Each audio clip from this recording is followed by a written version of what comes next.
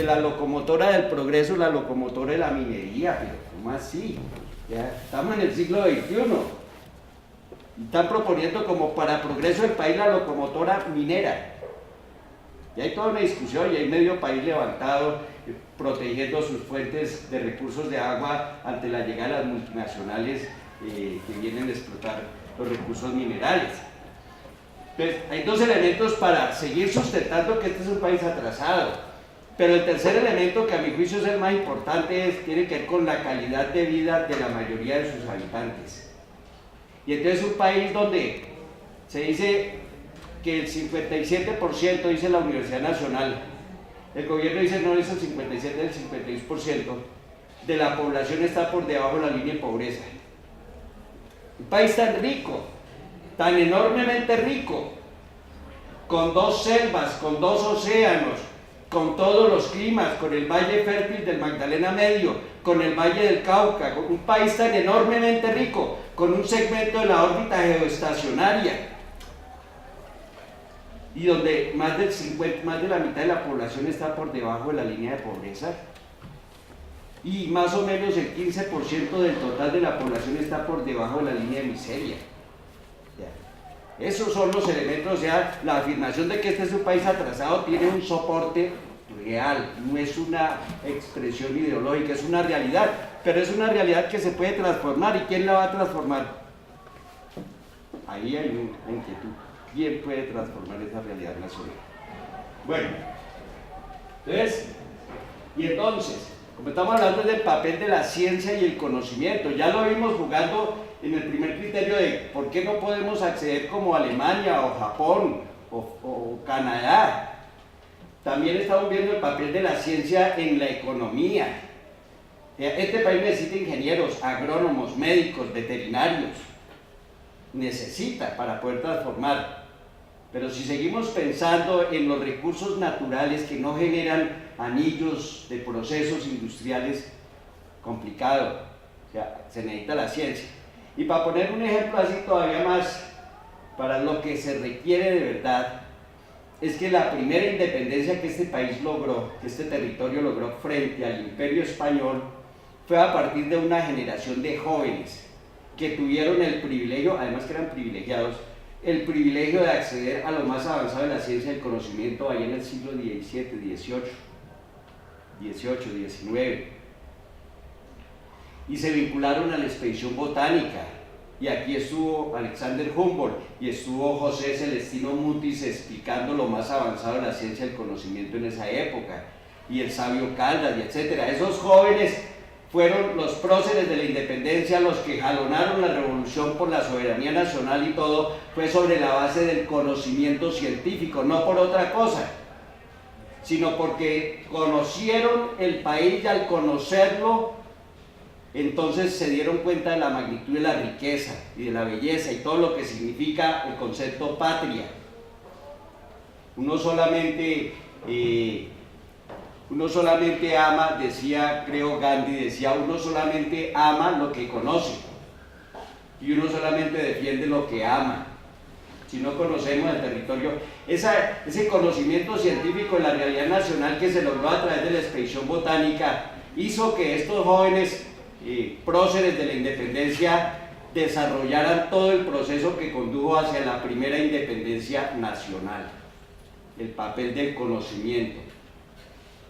Bueno, entonces, esa relación naturaleza, sociedad-naturaleza, hay que mirarla con elementos conceptuales teóricos. ¿Cómo miramos la naturaleza? O sea, aquí no se trata de que el problema ambiental no lo van a resolver aquellos que aman los pajaritos, llaman los arbolitos, llaman la naturaleza, no lo resuelven. O sea, aquí no es un problema del amor a la naturaleza y del retorno al Edén perdido, al jardín, al paraíso perdido, no se trata de eso. Se trata es que hay que intervenir para poder transformar, para poder modificar lo que está sucediendo. Entonces la naturaleza, hoy la naturaleza se mira desde el concepto de ecosistema, los ecosistemas. Es decir, desde una teoría que es la teoría general de sistemas, que es, digamos, de lo más avanzado hoy en el campo de la ciencia. la teoría general de sistemas. El mundo, la humanidad durante mucho tiempo avanzó y profundizó en el conocimiento de los objetos en sí mismos y logramos llegar hasta el átomo, hasta la molécula, hasta el nervio óptico. Pero hoy la realidad, la problemática de la realidad muestra que los objetos están relacionados unos con otros. Y para poder resolver problemas como los problemas ambientales hay que conocer la relación que hay entre un objeto y otro objeto.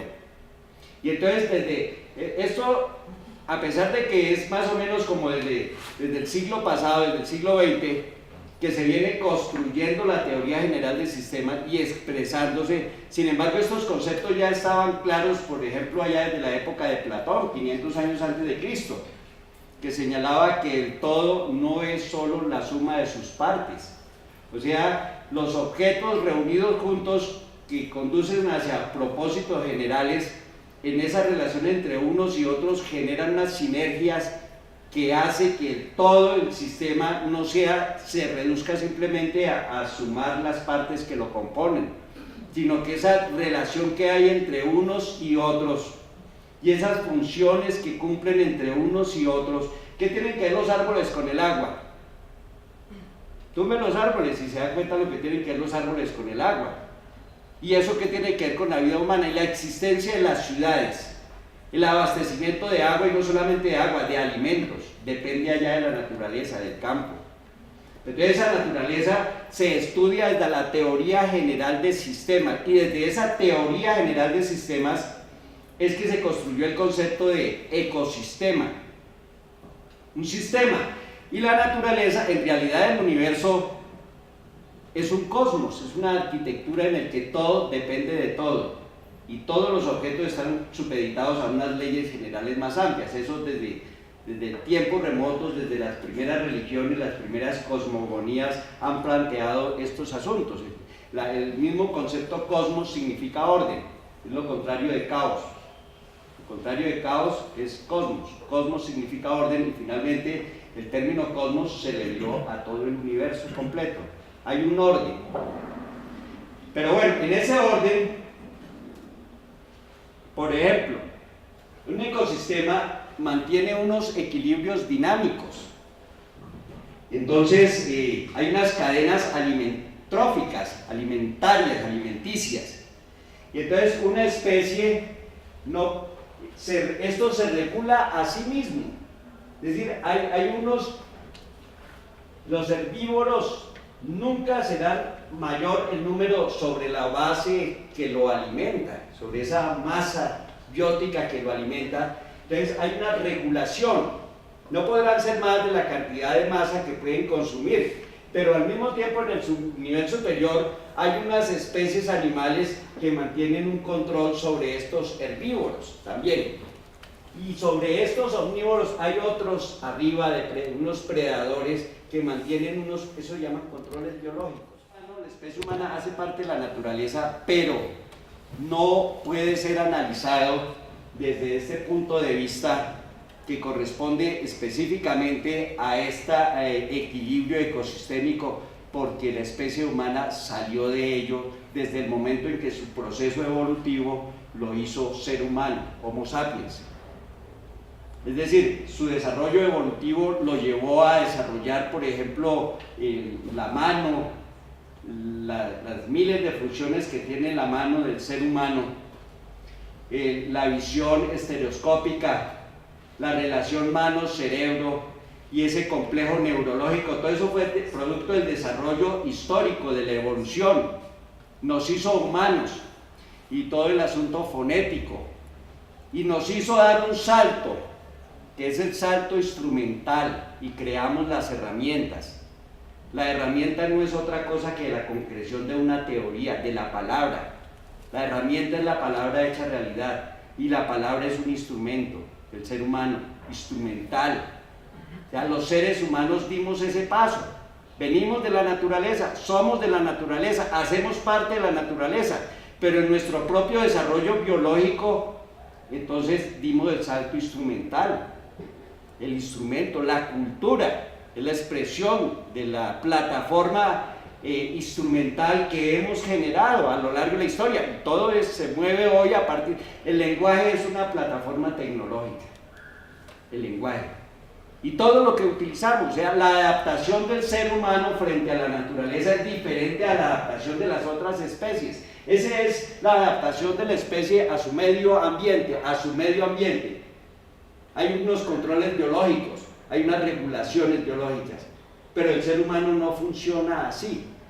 El ser humano inclusive puede consumir más de lo que tiene por debajo y está tratando de generar más en el marco del estilo de vida contemporáneo, para poder entender la relación que tenemos unos con otros, para poder entender el problema,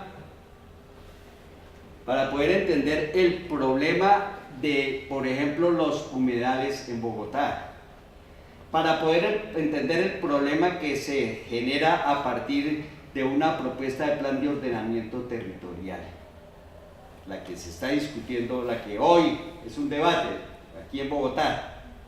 Ya, quienes no están de acuerdo porque defienden principalmente a estas mafias contratistas que se han lucrado de llenar esto de cemento por todos lados sin interesar si el humedal eso tiene alguna función o no. Resulta que esto que acabamos de ver anteriormente, ya la teoría general de sistemas, la ciencia y el conocimiento es lo que nos va a permitir entender el papel que juega ya el humedal de la conejera.